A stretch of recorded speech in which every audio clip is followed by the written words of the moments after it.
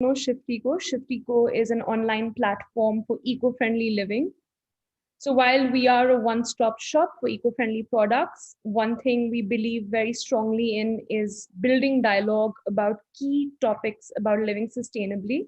And that's the reason why we run a lot of webinars, a lot of events. We write a lot about key topics around sustainability.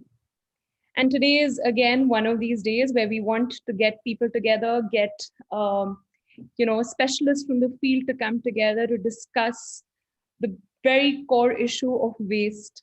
Now, I know we all know that waste is a massive problem. And just last week, I was looking at a report from the World Bank to see how huge this problem is.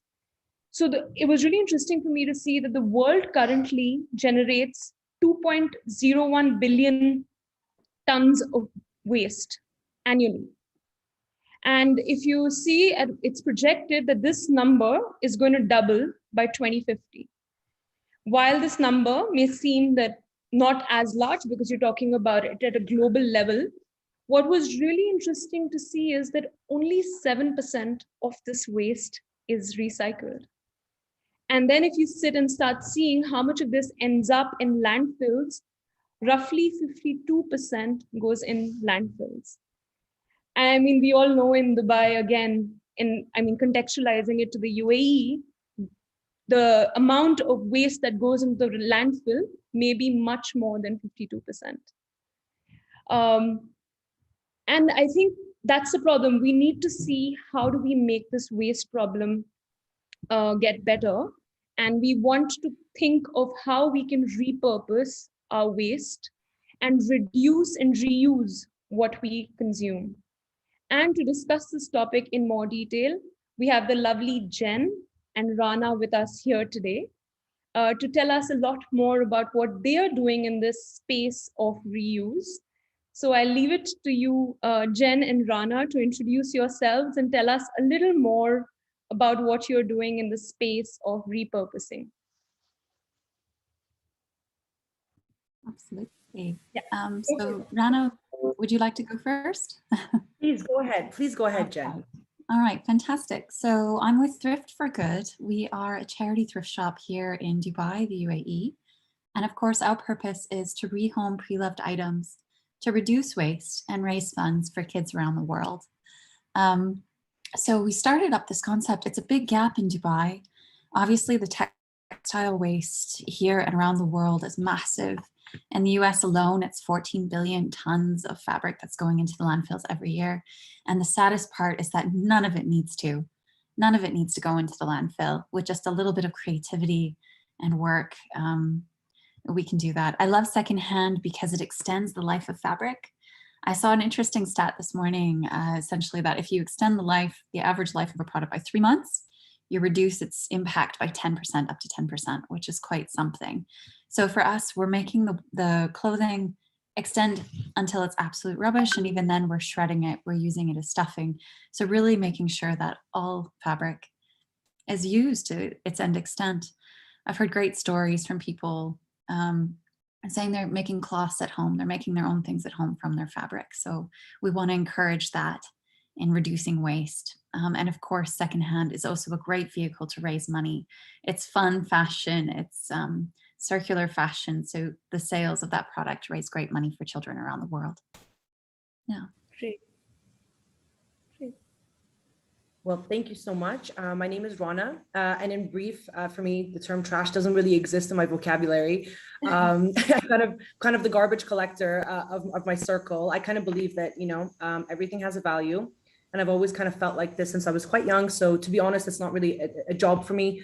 It's something that I love to do. I practice it as best as I can in my daily life, and I've always kind of wondered where products came from, how they were made, what happens to them after they were being used. So, my background is I've involved in biomarine conservation, civic engagement organizations on the social science side, as working briefly with, charities like Oxfam, which kind of requires a lot of creativity on the budgeting side and the upcycling side. So, my academic background is in water and resource security in resource scarce areas, which kind of spans access to medicine, electricity, and water.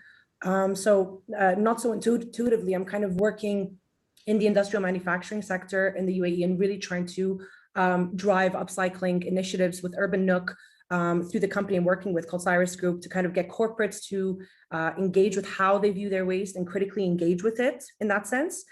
And and right now I'm trying to undergo a couple of professional exams to help more companies kind of implement, monitor, and track their eco performance and kind of find quirky, cool new ways to actually perform better as well as becoming more traceable and accountable. I'm really interested in the industry because it kind of creates a lot of invisible waste, as opposed to kind of visible waste. And I mean that by it's not really visible unless you actually get up and go and visit a landfill, as opposed to going into a grocery shop and, seeing the amount of plastic packaging that's in front of you. So, my passion is really just kind of making the invisible visible. So that's really what I like to do. Yeah. Right. So that's really lovely that you say that you want to make the invisible visible. So starting with you, Rana, because we just want to deep dive because both of your backgrounds are so different. And I mean, I think that's what makes today's session so much more interesting. So what is the invisible that we don't see in waste? Look, when you have the kind of juxtaposition between the two, and the impact on the sustainability space, it's kind of become like common knowledge that consumers are kind of willing to pay more for products that are attributed with sustainability and upcycled products, and that has a large part to do with with that. So consumers are kind of aligning what they're buying with their lifestyle, so they're willing to know more about the items they're purchasing that are environmentally sound or have a larger impact, such as thrift for good, that it goes for a larger cause, and as we're becoming kind of more collectively aware, we're looking for products with clear brand messaging and that can clearly deliver kind of sustainability attributes that meet, social environmental standards. So in that sense, there is a lot of a movement to kind of bring, visibility to, labor, the labor behind the clothing or the labor behind certain products.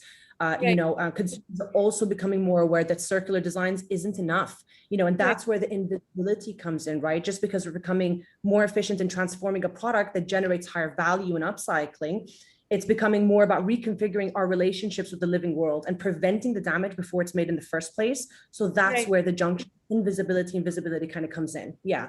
Right. So can you tell us a little bit about your work with Urban Nook, and I mean, tell us what Urban Nook does and how the beds are made, etc. Sure. So Urban Nook actually started out as a CSR project that I was kind of, driving in the company that I'm working with because, well, let's be honest, we were producing about 8,000 plus, drums a year, which is a little bit depressing, and I was wondering, like, where does this go? So what I did was I started off the brand name under Last Life. And what we did was, we just witnessed the amount of industrial byproduct that was generated and the open loop system that kind of transcended the industrial sector as well.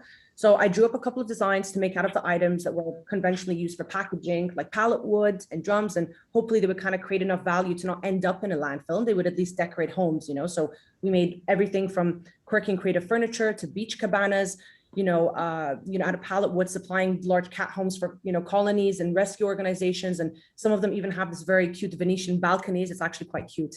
And eventually the pet beds, came out of this. So the funny thing about the pet beds is that, while we were doing a lot of the product design, I tested it on my dogs at home because they were quite fussy. And one of them was like quite anxious and he only wanted to sleep, like on the bed. So we made a design that was almost intuitive for them to kind of sleep on, created a space for them to feel safe in the house. And then they'll feel nested because they have the protection of what's almost like a back to their wall with the curvature.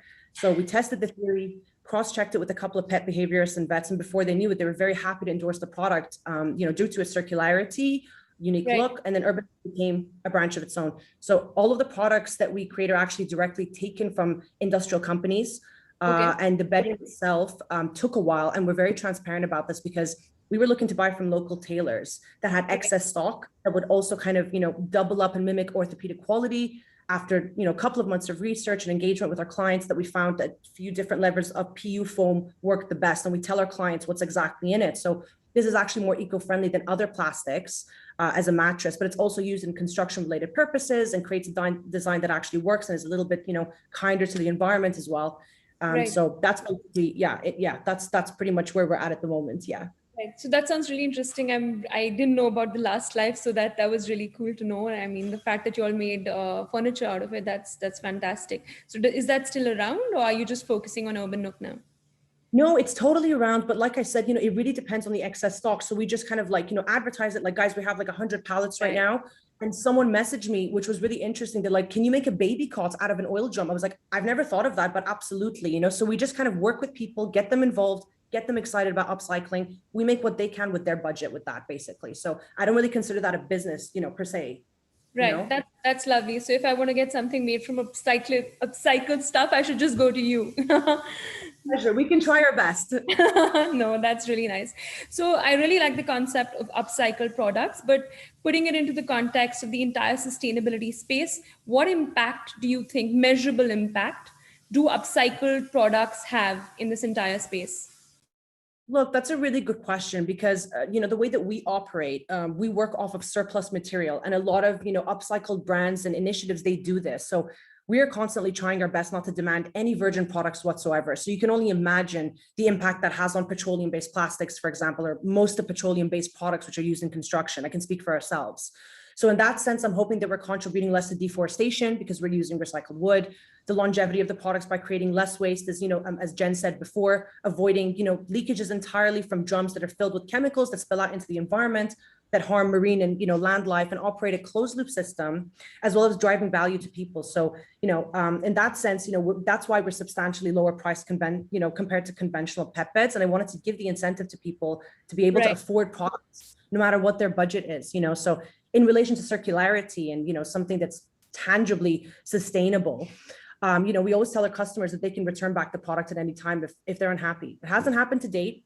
We collect the beds back and upcycle them further if there's, like, for example, the, unfortunate death of a pet, so they don't have to worry about the disposal. It's a very painful time. We don't want to place the pressure on the customer because it's a new concept, so we collect it back and we make something new out of it. But, we've seen a massive supportive community from corporate companies that are working in oil and gas, like, very interestingly, which is kind of a testament of the paradigm shift, in the collective way that we're viewing industrial waste and packaging. That's a huge leap forward itself, for them to start creating their own initiatives. So we don't ship abroad unless it's for a cause to decrease our carbon footprint as well, right? It doesn't make sense.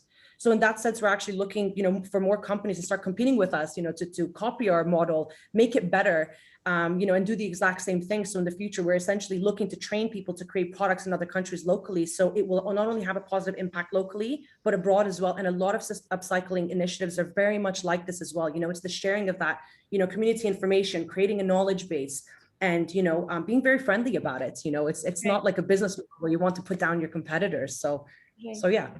No, so I really like the concept of not shipping abroad, because that's a really big take for a business to say, okay, the carbon footprint is too high, even if the financials get impacted, we're not going to ship abroad. That's very interesting. And I think the other thing that you talked about, the price point, is also interesting because we conducted a research study with consumers, and what we found is that 90% of the consumers want to live sustainably, and they want to be kind to the planet. But what they find is that alternatives and products tend to be very expensive, and it deters them to live sustainably and to kind of be kind, because they are on a budget and they have ends to meet and they can't kind of do that. So I think that's really interesting as well. How has the response been in UAE with the pet beds? How long has Urban Nook been around, and what is the response you've got?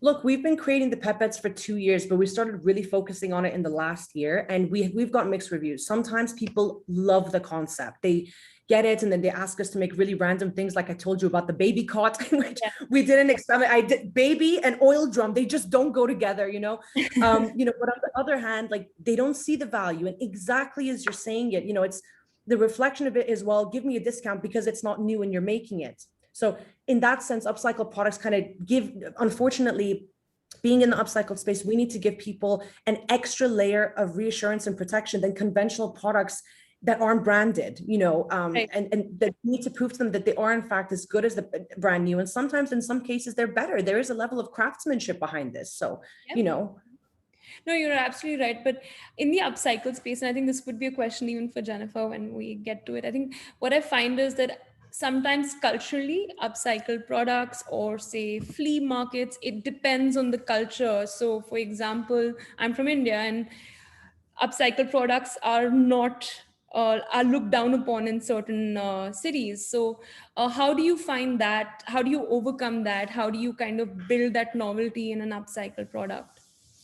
Namrata, you just nailed it on the head. That is the pain points for a lot of us. And that's a very interesting question because, like you said, on a more philosophical level, there's a cultural element to this. And, many upcycled or eco businesses try to incorporate an element of timelessness into their products. And if you look into that, timelessness is a core concept in a lot of upscale and luxury businesses. Look at watches, right? So a lot of their branding relates to passing it on to the next generation. It's a timeless piece. It's just the framework that, that varies really. There's a level of craftsmanship and uniqueness, like we were saying, that's designed to be handed down, not to be thrown away after a few uses, So it's our job to make sure that, as sustainability advocates and professionals, to help people see the value and make their own choices and not force them. It's about the longevity of the product and to reward unique craftsmanship, So the deterrence that some people think that, exactly as you said, it's tainted, it's used, it's really a providence issue, So Yeah. the fundamental issue here is trust. If it's new, I have a level of assurance that it will last longer and it's going to work. If I go buy, let's say a new TV or a new couch, and somebody's accountable, right? Yeah. But if people think, well, basically you're selling me trash, why should I buy it if I can get it for free? There's an overarching issue for us as a collective society that forgets there's craftsmanship and labor that goes behind the upcycle pieces. And because we're so used to fast products and, that are priced almost the same as upcycle products, we think, well, why shouldn't I just buy it brand new? But what we forget, and I love to reiterate this to people, is that the supply chain is so long in brands that there's never any real accountability anyway. So if you come into my workshop, you can see my process, the faces behind who's making your stuff, you see the humanity behind them. I don't think there'll be any deterrence once people humanize the process. Lush is an example that made this type of motivator, right? Very clear in showing visibility, as we were talking about this issue of visibility. Oh, and greenwashing, of course, has definitely kind of put people off. I've seen so many people to genuinely, they want to make an effort, they want to buy better products, they've been misled, and then they feel betrayed. And then it's our job to just be like, don't worry, pick yourself back up. We're going to be transparent. We're going to avoid the jargon, keep it super simple so people know what they're buying, allow them to trust us progressively, kind of through our commitments and what we stand for, and not kind of catfish them for a quick buck. You know what I'm saying? Right. So. Right. But I mean, I totally agree with what you're saying. But I mean, when we talk about upcycled products, we also have to talk about how scalable they are, right? Because that becomes an issue. Why are bigger brands being able to make such an impact? Because they produce in bulk, whereas in an upcycle thing, for example, your workshop, it's hard for everyone to go, and not everyone has the time to actually go and make that process. So how do you think the upcycle market can be scalable? To be honest, I mean, we've seen a lot of really interesting concepts kind of, come up, and, we were speaking about this on email before, there's cool concepts like grape leather. There's another really interesting concept, a Swiss company called Freetag, and they actually make compostable clothing from like hemp and lemon and modal, which is unique and very disruptive, but the issue is, once again, we just need to be as resourceful as possible and try to break that barrier, because this is, look, I mean, all the products I create, each one is unique, and a lot of other, upcycling artists, they do this as well. It is extremely unique. But in that sense, once you see uniformity in products and everything is exactly the same, that's when you kind of lose touch with nature. Because if you look around, everything has its own fingerprints, So we just have to be as resourceful as possible, work with the surplus, try not to tap into any finite resources as best as we can.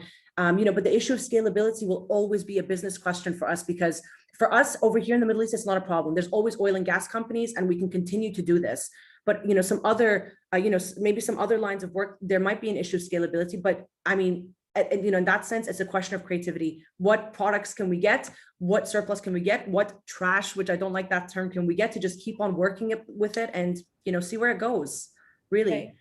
If I could jump in, I know that you had mentioned really interestingly about competing with these branding messages from first-hand companies. And I think that's one of the deterrents in this space with environmentalism, is there isn't the same kind of budget to put the branding messages out there. So it's the individual actions, everybody that's watching this webinar and everyone extending beyond that, who need to just support the products. Because if the money's there, if the demand's there, then we'll be able to scale up and grow. So it's one of those catch-22 sort of things where we all need to work together to build this space. Definitely. I think it has to be a mass thing. And I think at Shift Eco, we always say, Jen, small shifts, big impact. Like we all have to take steps, no matter how small, in the direction of being eco-friendly. And whether that means switching to an upcycled product or changing mindsets and, we are role models for people in our lives. So for example, if today I switch to being okay with secondhand fashion, I have an impact too with my friends. I have an impact on my family. And I think if we view it as such, because I think there's a change of mindset really required for this to be scalable, and it'll take time for it to happen. And I think individually, all of us have a role to play in it. Absolutely. And I think to a certain extent it's becoming trendy. I know, at least to shop secondhand, to thrift, to upcycle, it is a growing movement, and it's something that people are celebrating. And I think just the more we talk about this and we tell our friends, hey, I bought this really cool pet bed, or I got this dress thrifted, Yeah, it's gonna make waves, right? Um, definitely. and secondhand is definitely not second best. I think that's the first stigma we need to remove. There's perfect quality items out there that are available for a fraction of the price. So if you can't go for sustainable firsthand, go for secondhand. And I think that incentive is there as well. No, Yeah. that's a really interesting point, and I was going to get to that, the issue of quality. And I think that's where, and even Carrie is saying that you need an incentive to change a mindset. So a lot of people have this opinion that if it's secondhand, the quality is tainted, and because the quality is tainted, that it's cheaper. So how do both of you think we can kind of change that mindset? Because to me, that's one huge deterrent in this entire repurposing space. Jen, please. Yeah, well, for us, it happens at the sorting. So if you go to Thrift for Good, we do our best to make sure every item that's in our store on the palm is perfect quality. So if you go, you shouldn't find rips, you shouldn't find stains, you shouldn't, because there are, I guess it's, it's a funny issue, because on one hand, people are shopping so much firsthand. They're buying things they're not wearing and they're donating to us. So we have a lot of products still new with tags, if that's what floats your boat, but still the stuff without tags, it's still perfect quality. It's still good, and so let's extend the life of that. Let's celebrate that. And let's solve that issue of people having things in their closet that they're not wearing. Solve it. Empty out your closet. Have the things that bring you joy, that you absolutely love, and make sure to get full life out of it. Because if you aren't, somebody else will. Somebody that, and I think what's more, and going back to what we were saying before, if it's not perfect quality, we can still do great things with it. I think that's where upcycling comes in, because the pieces that Rana's making, for example, it's art. It's something that has a lot more personality. It's a lot more unique. It's a lot more something that you can cherish and love and, again, celebrate. So I agree with you, Rana. There's no such thing as waste when we're looking at all of this. There's no such thing as second best. It's just being creative and a little bit smarter and unique and, trendy, a little bit cooler about the stuff we have and we love, and how do we take care of those things. Absolutely. I mean, Yeah. on the other hand, it's just, if you think about it, kind of, you take a little bit of a step back. Like, I mean, I got this shirt actually from Thrift for Good, so thank you so much for that. Representing, but it's really interesting because, like, I personally love thrift shopping. I've always thrift shopped, and for me, there's a story behind each piece. Someone loved this. They bought it at some point of time. Maybe they wore it to something really important. There's a sentimental value from it, which is also applied to the upcycling space as well. When you actually, like, I love these initiatives. They're doing this. Sorry, I'm a little bit technologically backwards, but they live stream on Instagram or whatever that is, and they actually show their workshops. And you see them make it, and it's just so wonderful. Why would you want to buy that for cheaper? You understand the price. So when you see the amount of effort that goes into it, there's a sentimental value. It belonged to somebody at some stage. You're not only appreciating, that small space, but the supply chain before it. You're also taking into consideration all of the people that are behind the labor until the time that actually reached here. So there is a level of appreciation, and it does humble you. I think it's very important for people to kind of self-reflect in that way, and it sure has done that for me. Right. No, that's amazing. I think the upcycling space, Rana, has it's been, I think, in different countries, the sustainable living is different, right? Because I think in the West, it's more ingrained. So in comparison, my first question would be, what are the best case practices that you know of in upcycled products? And then my second question would be is, where is UAE at in the current thing of upcycling? And how do you think we can improve that? Okay, so let's start. Look, in my opinion, I think that there are massive waves here when it comes to eco products and eco lines. I know so many women and so many people that are so wonderfully involved in this, and they're, even if their line is not an eco business, they're making an active effort to incorporate a lot of these principles. So generally the advice to kind of like go about for businesses, like no matter what they do to repurpose their waste and kind of look at upcycling is, look, like you said, Shift Eco's logo covers it. Starting small is always important because sometimes businesses don't know how to repurpose their waste because they don't know what they can actually classify as waste. Right. The acknowledgement of that is really important. And that's where the fun part comes in, because everything has a lifespan and everything will be waste in one way or another. The kind of principle I really like to go for, this hierarchy, is the 6-point thing. It's just like, in order would be like, prevention, minimization, reuse, recycle, energy recovery, disposal. So that's kind of like a good baseline. And you want to take a simple example of that. I was having a chat with one of my colleagues, and there's like 2 really important factors in making a big impact. So you get your stakeholders involved, and you guys know this, obviously, and consistent reporting. So by this, I mean coming up with, ideas that benefits all parties involved. So let's say you have a supplier that supplies you hand sanitizer, and you package it and you sell it to your client. So, you can incentivize your supplier to kind of get on board with recycling or refill initiatives that can lower both of your costs. So you buy in bulk, benefit from better costing, as well as reduce transport because you're buying from them in volumes. Your client gets the benefit by kind of opting to choose for the recycling option, by returning the bottles or refilling them for a lower price than a new bottle. So, consistent monitoring and reporting obviously is kind of a support to this, and in terms of tracking the progress, the economic benefits, incentivizing all parties to kind of go further with repurposing or reducing waste. And it can really be as simple as that, and more I'm seeing people in the most unlikely places in the UAE, industrial, for example. Now we have people in our free zone that are like, hey, we have some stuff for you. I was okay, cool, drop it off. Or now they're getting smart, like, we're going to sell it to you. I was like, what happened to the free handouts, man? So people want to get on board with it. They understand it's a diversified income stream. I've got stuff, I can sell it. Somebody will find it valuable, whether it's to, scraps, suppliers, or, and they see that there's value added products coming out of this. So, the only thing that we could really do is try to kind of push it, get really creative. Ulster Cal's been great with this. We actually supplied them a whole heap of furniture made from, recycled drums, and they're really into the whole, the art scene is fantastic for that. The art scene really helps engage in a very symbolic way that people can see installations of, well, those are not like, CDs. This is a beautiful kind of mosaic that's very Chihuly style artsy, Yeah. So it's just a matter of getting inspired, I think. No, I totally agree with you. In fact, I've heard of a UAE company that's turning drums into composters. So there are people doing some really interesting work in UAE in this space. So thanks a lot for that, Rana. That was a good introduction to the upcycling space. Now over to you, Jen. Thrifting, and to hear more about what motivated you to get into the entire thrifting space. Absolutely. So one, thrifting is fun. I'm Canadian, so I grew up thrifting. My mom would take us to the corner thrift store to buy clothing, and that's just how I grew up. That was ingrained in me. And moving to the UAE, it was like this big, I miss this. Where do I find this? There's some great shops here, of course, like Shop Retold, Garderobe, La Suite. I could go on, the Dubai Center for Special Needs. There's great places, but not many of them have that same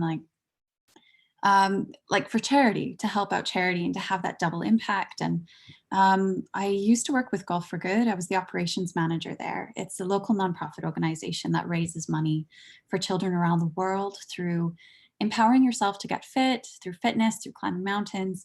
And when I was with this great nonprofit, almost every single day people would call up saying, we have all of this stuff we want to give you, or we have groups of volunteers that want to come and help you.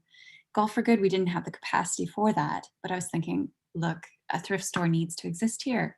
We need to build this up in a really big way that's accessible and fun. And Thrift for Good happened organically. We started in the flea markets, just selling donated items to raise money. I think quite a few people are in this space doing that. and it grew to an online shop with COVID. And before I knew it, there were so many wonderful people pushing for a store. So Right. we've opened our store in November, Right. and it's growing so fast. There's so much demand. We're looking at opening our second store at the end of this year, knock on wood. So Congratulations. That's fun. amazing. Thank you. It's an exciting space, and there's so much opportunity, you know, it's something that's really needed. And I think people can't shop secondhand if it doesn't exist. Right. So we're trying to build up that space here so we can make it an option that people can turn to easily. Great. I didn't realize you all launched in November last year, because when I saw Thrift for Good, I thought you all were around for much longer. So kudos on that. That's all great. We've been doing flea markets and hustling at secondhand for a few years, but really the shop, it's a baby. It's just November. So we're learning and growing every day, and feedback is always so welcome for what we can do better. Yeah. So I'm going to repeat a question that I had for Rana, but I want to hear it from a thrifting perspective now. A lot of people are averse to thrifting as a concept, and I do understand that that's more culturally aligned. What, according to you, are people's biggest concerns when buying secondhand? Absolutely. So I think it's really unfortunate that the stigma does exist around secondhand. I've had people come into the shop very excited, and then the instant they hear it's secondhand, they do this and walk away. But I think it's such a great opportunity to engage in conversation and to talk about what's happening. And yeah, I think culturally secondhand is looked at as second best by some people, but I think that's changing. There's so many people around the world who see it as trendy and cool and unique and cost saving and still perfect quality, as I mentioned before. So I think we need to create the culture in Dubai, since we have people from all around the world, where here it's cool, you know, here it's something that's accepted and celebrated. And I think that will then create waves around the world. As we're living right now with our relation as a global relationship with fashion, it can't sustain. We can't keep going in this way. So I think this is the future. It really is. Either producing sustainable first-hand items or shopping secondhand. Is that the cost saving? Right. Yeah, it's going to be a battle, but I think this is the future. And the more we talk about it, I think it only takes one influencer in a community where secondhand has stigma to say, look at this really awesome piece and this is why this is important. Or one person to talk to their friends and say, hey, this is okay. You know, it's one conversation at a time, which is slow, but I think it is changing. And it is, I know, especially talk to any youth, any teenager, they want to find like urban market, how fast it's growing. They want to find places to get cool secondhand fashion. Right. So it's changing, and for good reason. No, I totally agree with you. I mean, if we take a step back and think about how many thrifting stores are in UAE alone, luxury thrifting has now become such a big thing. You have so many companies in this space. So I totally agree with you that it is really changing. But given COVID, you see a lot of people averse to thrifting because of COVID, right? So how are you maneuvering that, and how would you sort of make it safe for thrifting during the COVID times? Absolutely. So it's funny because I see the way we operate, it's the same as walking into Mango or Zara, or the same risk is there. You know, what we do is COVID lasts on clothing for 14 hours. So we have a pretty strict quarantining system. When we receive your items, it sits at the back of our store. No volunteer touches it until the next day. Then when we sort it again, it sits for a day. We steam everything, we kill it, before it goes out. We have a quarantining system where the clothes stay behind after somebody's tried it on. So it's just these little measures to make sure we protect our customers. We, of course, like every other shop in Dubai, then you have your hand sanitizer at the entrances, you're persuading people to keep social distance. And it's intuitive in terms of that. I would say if you're going on to Dubizzle and buying secondhand, wash it before you wear it. Just take common sense measures to keep yourself safe. But I don't think it should be a deterrent to choosing the more sustainable option. Because if you're going to buy, just wash it and then it's fine, right? No, that's in fact, in India in the last couple of years, it started this new concept of renting fashion. So Yeah, Interesting. so it was basically everyone wanted to buy new outfits whenever you went for these events, weddings, or whatever. And Mhm. then you didn't want to repeat the outfit because that's not trendy, right? Yeah. So people would want to buy more. So to kind of reduce the amount one person buys, they started this concept of high-end rental services where you could rent clothes. Um, but unfortunately, because of COVID, now people aren't using those services anymore. But I think concepts like this, and like what you said about Do Bizzle, it's about just taking measured risk. And Yeah. I agree with you that even the bigger brands, our malls are open today. Any apparel store will have the same risks and the same issues that probably you will have, right? So it's kind of the same thing. So how do you think, Jen, thrifting has been accepted in Dubai, and given that you don't have any product that's the same as the other, for example, typically Mm. when you're selling online, you have multiple products of the same category, so it's easier to sell. Here, Mhm. the things that come into your store and move out of your store would probably be so different. How do you manage that from an online perspective, and does that That's a pose great a question. challenge? Yes, absolutely. But one we're definitely up for. So, how has thrifting been received in Dubai? It's interesting that COVID, I think, is actually a big push factor in how we're here and why we're here. In April, we were trying to sell in bulk to businesses, and then the demand for cheaper access to clothing and for people leaving and wanting to donate their items just increased. Yeah. Also, for kids around the world, a lot of companies cut off their CSR budgets. So the need to raise money for children increased as well. Right. Um, so Dubai's response to thrifting, it's really, it's in demand. It's something that's really needed here. Um, and it's growing fast. There's enough demographics here that really want this. Yeah. And then the challenges for one-off, I mean, yeah, we're doing our best to get more uploads online. Anyone that's seen our website, you'll say like, you're dropping 5 products a day. What is that about? We're trying to grow that. We're volunteer run. We have a lot of amazing people who are making it happen. We need more. If you guys want to volunteer and help us, very welcome, because it's just time consuming. It takes about half an hour to get every single product photographed, listed online, all of these things. So with it being one off, we can't just do it once and then, okay, 10,000 SKUs, go ahead and order, people. Right. It's each item is unique and there's a lot of love that goes into every single piece. Um, with that said, our store, we're selling about 2,000 items a week. The idea is that if you come to our store once a week, you're going to have a completely new shop, completely new selection, and you'll be able to see all these great different items. So you're not, if you were going into Zara, it would be the same collection for a few months, right? Right. With us, it's something new and unique every single time. You're unlikely to find things that your friends have. It's Yeah. something new. Oh, that's pretty cool. Yeah.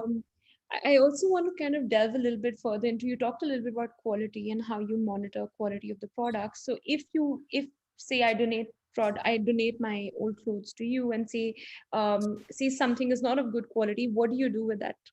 Absolutely. So we make a promise to our donors that we will rehome absolutely everything you give to us. Nothing is going to landfill. Um, and so if it's not perfect quality, we'll take it to flea market. We're going there on Friday. So Oh, this is where you're going to find our fabrics that are just a little bit more loved. We sell them for a little bit less and we try to sell everything we can. What we can't sell but is still usable, we donate on to a women's labor camp in Jebel Ali. There's oh, 1,400 ladies there who need these items to be able to, send back home or use. We've heard stories of women without bed sheets. So all of those kind of textiles we send right there. If not, we're working right now on making upcycled tote bags. We've done face masks in the past and oh, just using a little bit of creativity. We're changing our packaging a bit and we're going to start wrapping things in cloth wrapping paper right. that people can, of course, reuse at gifting time, things like that. So it's using those fabrics in a good way. And of course, we're starting with, hopefully, yes, full circle, we're starting to shred fabrics as well. Okay. That just can't be upcycled, and finding ways to use that in different products. So it's taken a lot of work, but we're very determined to not throw anything out. So any quality is very welcome. We'll find a use for it. That's absolutely lovely. So you're thrifting and now you're getting into the upcycling space as well. So that's Yeah. lovely. I had no idea about that. You're doing some work in upcycling. Yeah, we're doing our best. We're doing Oh, our best. okay, that's great. Mhm. Okay, so now I wanted to also, I think my last question to you would be is, Jen, what do you think, how do you think people can repurpose their used products, whether it's clothes, gadgets, accessories, shoes? How do you think they can repurpose it? Absolutely. So Pinterest is a great, or even Google searches, you're going to get tons of ideas. So clothing, I think the easiest way is, so t-shirts, we often do turn into tote bags. All you have to do is sew the bottom, cut off the sleeves. You've got yourself a tote. You can use that as a reusable bag. If it's worse than that, then you can, I mean, you can, if you're into sewing, if you're into crafting, any piece of fabric, whether Yeah, it's come from something that had a form before or it's new textile, you can turn it into whatever you want.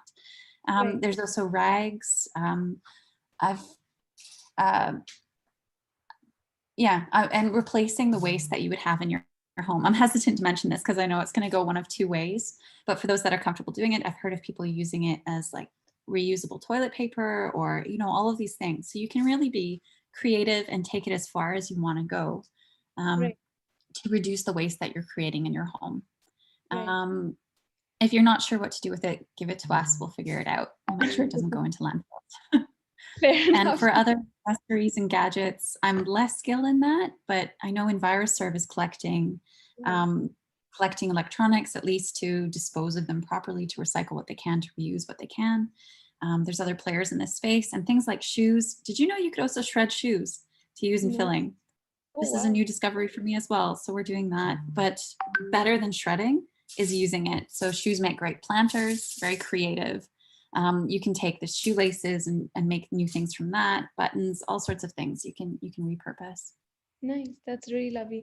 Are they, besides Thrift for Good, are there any stores that you would recommend that our attendees could kind of go to in UAE for thrifting? Could Yeah. be on clothes as well? Yes. So Think Upcycle is a new one that started in furniture. So they're Yeah. a great one if you're looking for more that range. We don't currently accept furniture right now just because of the storage and upcycling things around that. It's a little more work. So I have a lot of respect for you, Rana. Um, so Think Upcycle for furniture, I'd say. There's also Take My Junk. If you go see their warehouses, I think in Ajman, there's lots of great furniture there. Um, and in terms of accessories and things, I think there's a gap in the market for that. Toys with COVID, there's also a gap, but we do have Toys with Wings. You could donate to them and other great places. Right. Um, I heard of one guy that's starting a toy company. Anyway, I'm going off topic. For clothing, which is what I'm much more knowledgeable about, of course, you have the luxury closet if you want your very high-end authenticated designer range. Garderobe, Le Suite, Shop Retold, those guys aren't far behind. And I do urge you also check out Dubai Center for Special Needs. If you are into digging and finding great deals, I have friends that have walked away with designer product for 20 dirhams. So you can find gold there. There's a lot of stuff. So yeah. Okay. Thanks so much, Jen. Of course. Given that now we just have 15 minutes left, I wanted to pose some questions to both of you. And wanted to get to know on a personal level, what do both of you do to actually reduce the amount of waste that you both create? What do you do personally to repurpose things? Either of you can go, or whoever wants to Go go ahead, first. Rana. I feel like I'm talking for a while. Not at all. So just really briefly, I mean, I just kind of try my best to avoid packaging altogether. I always keep an extra bag in my car because, you know, we're very fast paced. We got to go to work. We have to go do this and that in case I need to get some last minute shopping. Generally don't buy firsthand clothing or cosmetics unless they're, you know, handmade locally. And I, you know, personally, I really love to get creative and make art installations out of waste. I'm currently working on this project now with a bunch of old computer screens from the 90s, and it's really cool. I'd actually like to show you guys like what I've actually like worked on before. It's like right next to me. I just forgot about my little coffee table. It's made from old motherboards of computers that was like basically e-waste. Can you see this? Oh, that's lovely.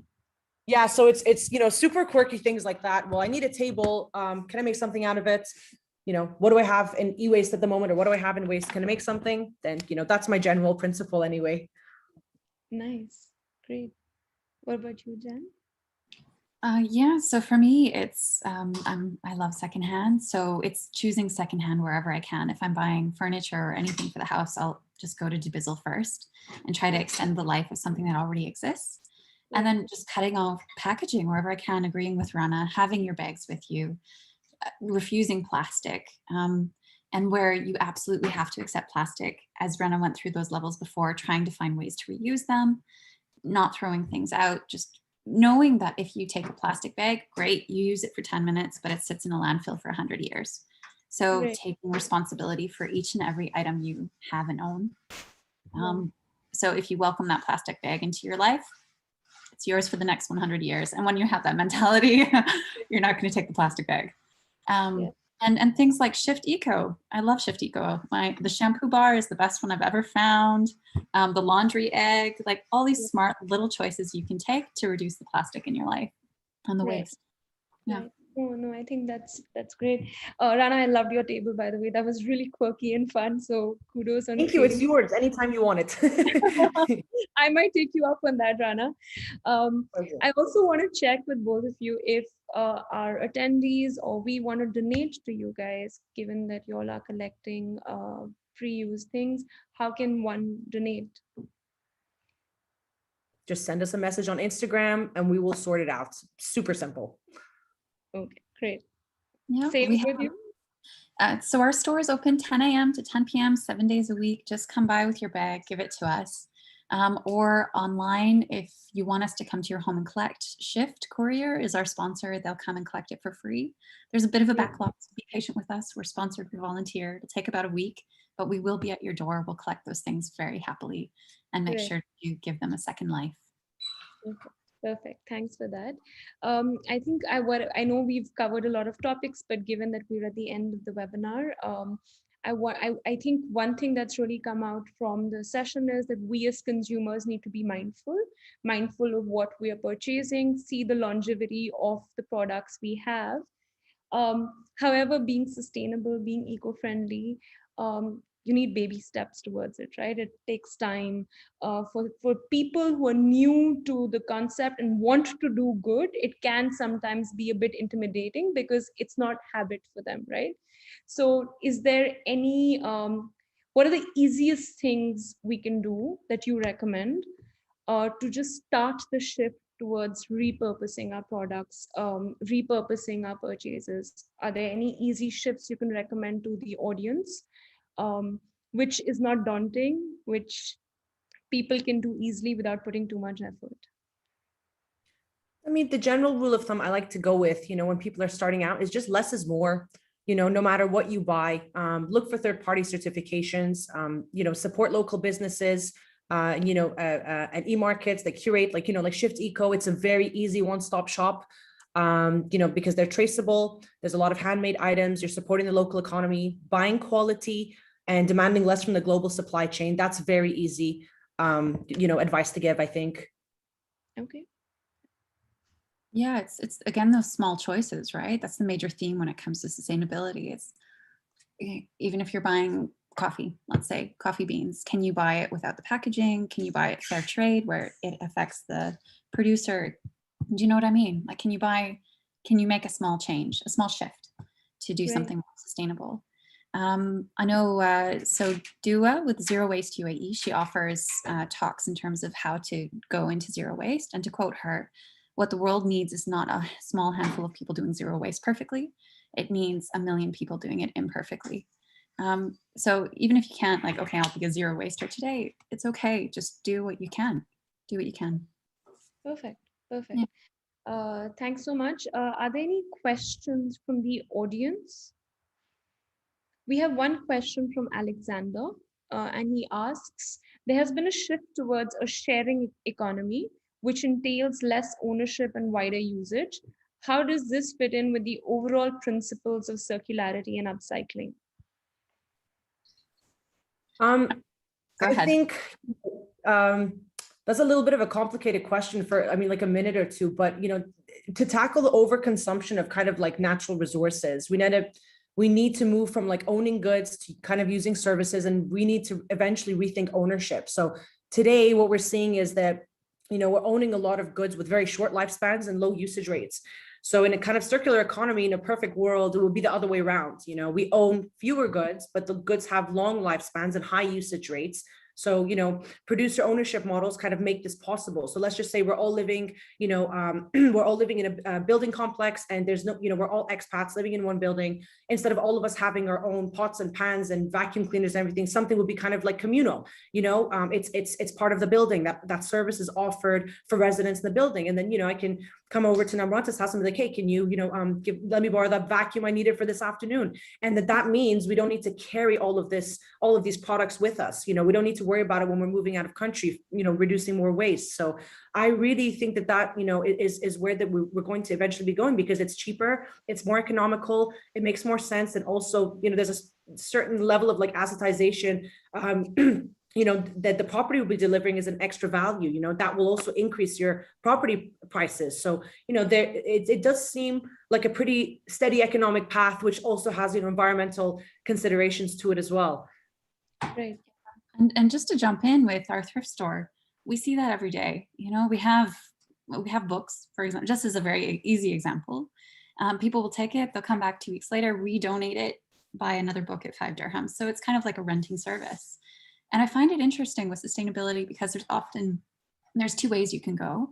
One is buy quality, have it for a long time, extend the life in your wardrobe as long as you possibly can. And I know for a lot of people who are addicted to shopping, which we've got quite a few, you can still enjoy your fashion, you can still enjoy that variety, but just by going secondhand, so donating it in.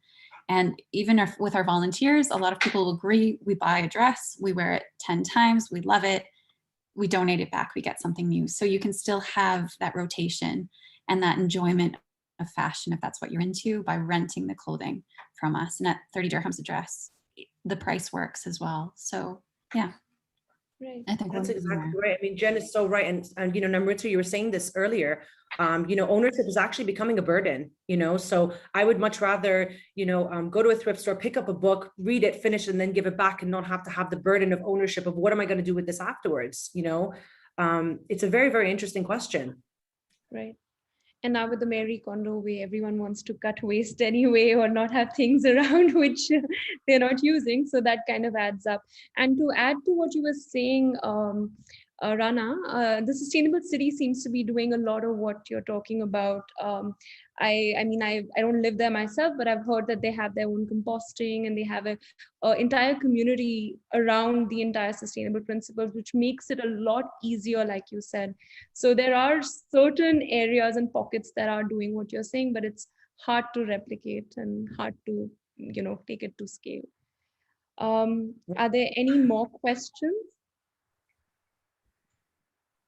Okay, great. Thank you so much, Rana. Thank you so much, Jen. I personally really enjoyed the session, really enjoyed hearing more about what you both are doing. I know we've done previous work with both of you, but it was nice to dig deeper and hear more. I think sometimes I'd love for us to catch up and hear more about the work you do, because I think as a community, we all need to get together, have these discussions, open dialogues about key issues, collaborate, on discussions, on campaigns around living sustainably. So thank you so much. Thank you so much to the attendees. We at Shift Eco, like I said, we want to keep this dialogue alive. So we run these events every other week. Please stay tuned on either our Instagram page or on our website. We have a link called Learn with Shift Eco, where we update our events very regularly. We'd love for you to be part of these sessions. If we've not been able to answer some of your questions and you think of more questions, feel free to write to us. We will send in the questions to Jennifer and Rana to answer for you. And thank you so much. And we look forward to seeing you in the next session. Thank you so much, Namrita. Nice to meet you, Jennifer. Thank you so much to the attendees. We appreciate it. Thank you. Thank you.